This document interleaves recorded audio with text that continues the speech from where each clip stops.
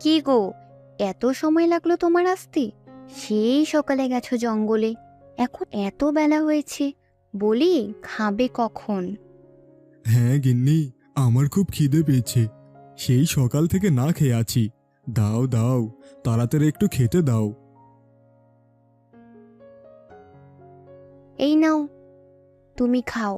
আমি গিয়ে শুকনো ডালাপালাগুলো নিয়ে আসি। আকাশে মেঘ করছে, যে কোনো সময় বৃষ্টি চলে আসবে। মা মা, তুমি বাবাকে খেতে দাও, আমি গিয়ে তোমার কাছে সহযোগিতা করি। ঠিক আছে মা, তাড়াতাড়ি কর। অনেক কষ্টে জঙ্গল থেকে কুড়িয়ে এনেছি। এগুলো ভিজে গেলে আর রান্না করতে পারবো না। গিন্নি, এই পান্তা ভাত আর কাঁচামরিচ দিয়ে কত খাবো? গত 2 দিন ধরে তো এই খাবার খেয়ে আসছি। এটা যে কপালে জুটেছে, এই তোমার ভাগ্য। পাশের বাড়ির ভাবির কিছু কাপড় ধুয়ে দিয়েছিলাম, তাই এ পান্তা ভাত আর কাঁচামরিচ দিয়েছে, তাই তো খেতে পারছো। না হলে যে আজ না খেয়ে থাকতে হতো। কি আর করব গিন্নি, কাজ কাম তো আর কম করছি না, তাও যে কেন কষ্ট পিছু ছাড়ছে না বুঝতে পারছি না। গিন্নি, দেখো কেমন বৃষ্টি শুরু হয়ে গেল। সবাই তাড়াতাড়ি ঘরে চলো, নাহলে বৃষ্টিতে ভিজে যাব।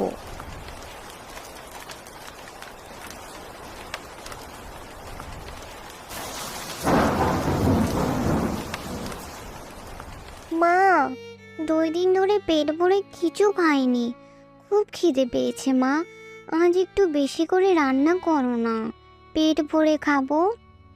এত কষ্ট করেও সংসার চালাতে পারছি না, বউ আর মেয়ের দুবেলা মুখে ভাত তুলে দিতে পারছি না। হে বিধাতা, তুমি একটা কিছু ব্যবস্থা করে দাও।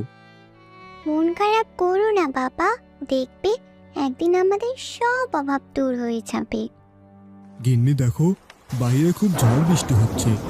এমন ঝড় বৃষ্টি হলে তো আমাদের ভাঙা বাড়িটাও ভেঙে যাবে। তখন আমাদের মাথা গোঁজার ঠাঁই আর থাকবে না। এমন অলক্ষণে কথা বলো না, বিধাতাকে স্মরণ করো, তিনি ঠিক একটা ব্যবস্থা করে দেবেন।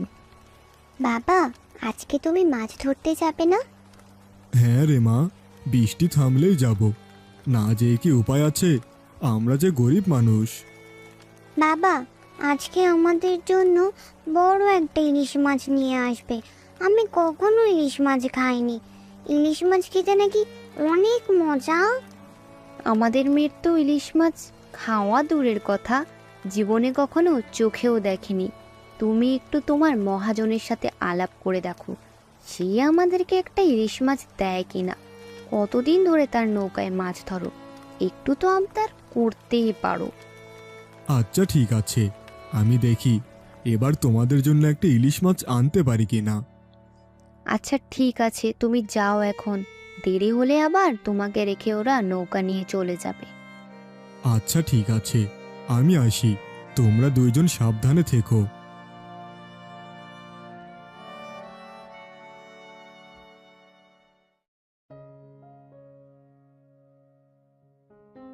এই তো, অবশেষে ভাই চলে এসেছে। আমরা তোমার জন্য অপেক্ষা করছিলাম। আজকে মহাজন আসেনি? আসবে না, আমাদের আগে এসে বসে আছে। যে কিপ্টের কিপ্টে, ছোট মাছ ধরতে গেলেও সাথে যায়। আর আজকে তো ইলিশ মাছ ধরতে যাব, যদি মাছ চুরি করে নিয়ে যাই। আস্তে কথা বলো, মহাজন শুনে ফেললে সর্বনাশ হয়ে যাবে। কখন এসে পড়ে কে জানে। সবুজ ভাই, মহাজন গেছে পানের দোকানে পান কিনতে, এখনই চলে আসবে। ও আচ্ছা, মাছ ধরার জন্য সবকিছু রেডি তো, নাকি আমাকে রেডি করতে হবে? ও নিয়ে তুমি চিন্তা করো না সবুজ ভাই, তোমার অপেক্ষা করতে করতে সব কিছু রেডি করে ফেলেছি। প্রতিদিন তো তুমিই সব করো, আজকে তাই আমি একটু করলাম। আমি তোমাদের বড় ভাইয়ের মতো, আমি করব না তো কে করবে? কিসের এত গল্প? সবকিছু কি রেডি করেছ? সবকিছু রেডি আছে, আমরা আপনার জন্য অপেক্ষা করছিলাম। তুমি দেরি করে এসে কিনা বলো, আমার জন্য অপেক্ষা করছিলে? চলো তাড়াতাড়ি, সময় পেরিয়ে যাচ্ছে। জি চলুন মহাজন সাহেব।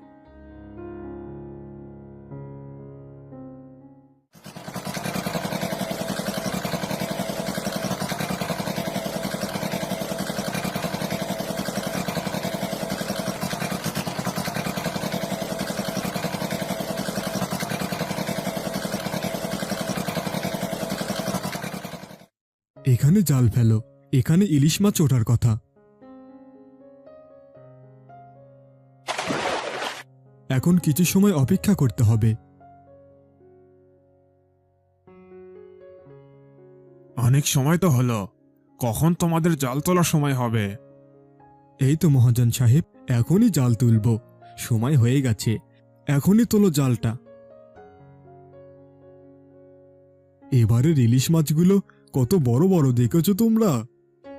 হ্যাঁ ভাই, অনেক বড় বড় আর অনেক বেশি মাছ উঠেছে।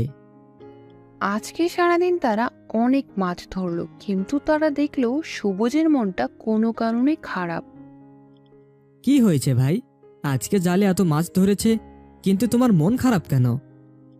আর বলো না, আমার মেয়ে আজকে ইলিশ মাছ খাওয়ার জন্য জেদ ধরেছে। আমার তো সেই ক্ষমতা নাই যে কিনে খাওয়াবো, তাই মনটা খারাপ। চিন্তা করো না ভাই, মহাজনকে বললে নিশ্চয়ই একটা মাছ তোমাকে দিবে। ঠিক আছে, দেখি কপালে ইলিশ মাছ আছে কি না।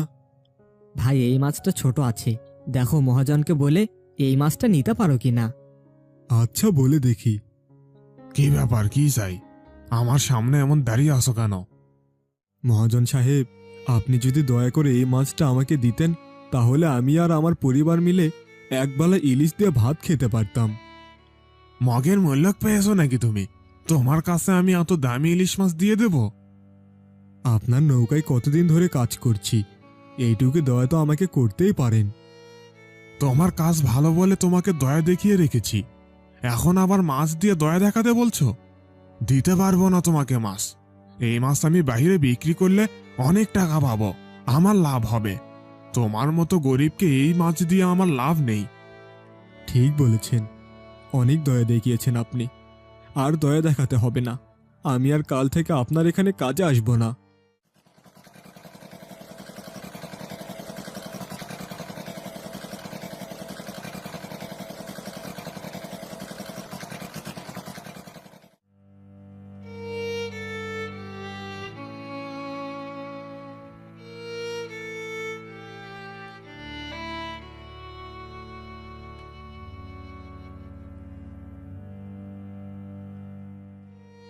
বাবা, ইলিশ মাছ এনেছো আমার জন্য? না মা, আমাকে ক্ষমা করে দে, আমি তোর জন্য মাছটা আনতে পারলাম না। এত মন খারাপ করার কি আছে? আজ আনতে পারোনি, অন্যদিন আনবে। আসলে হয়েছে কি, মহাজনের কাছ থেকে যখন একটা মাছ চেয়েছি, মহাজন আমাকে মাছ তো দেননি, বরং উল্টাপাল্টা অনেক কথা শুনিয়েছেন। আচ্ছা, ঘরে এসো, চিন্তা ভাবনা করে দেখি কি করা যায়।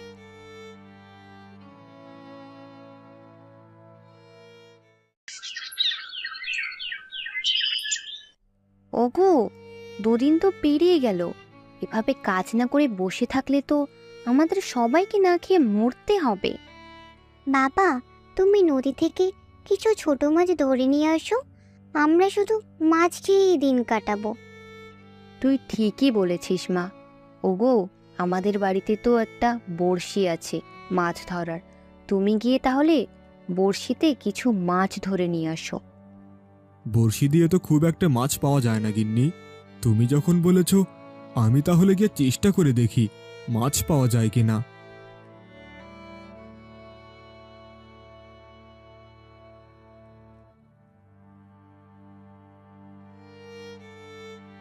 কতক্ষণ ধরে চেষ্টা করছি, একটা মাছ ধরতে পারলাম না। হে বিধাতা, আমাকে কিছু একটা ব্যবস্থা করে দাও।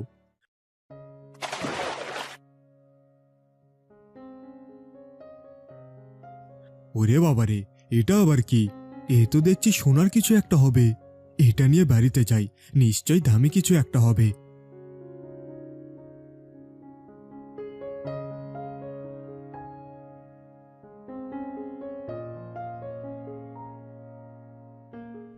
ওগো, এটা তুমি কি ধরে নিয়ে এসেছো? দেখি তো মনে হচ্ছে সোনার একটা চিরাপ। তুমি এটা বিক্রি করলে অনেক টাকা পাওয়া যাবে। সেই টাকা দিয়ে একটা নৌকা, জাল আর যা যা লাগে সব কিনে মাছ ধরা শুরু করো, ওটাই ভালো হবে।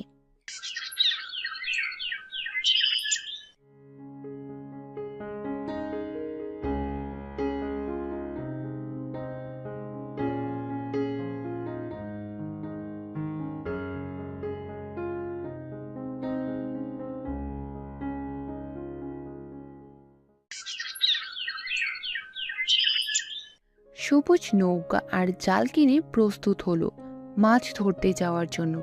ঠিক তখনই তার দুই সহকর্মী সেখানে এসে হাজির হলো। তোমরা তোমরা এখানে কেন? তুমি নৌকো কিনেছ শোনার পর মহাজনের কাজ ছেড়ে দিয়েছি, তোমার সাথে মাছ ধরতে এসেছি। ঠিক আছে, আমার ইচ্ছা গ্রামের সকল গরিব দুঃখীদের কম দামে ইলিশ মাছ খাওয়াবো, তারপর বাজারে বিক্রি করব।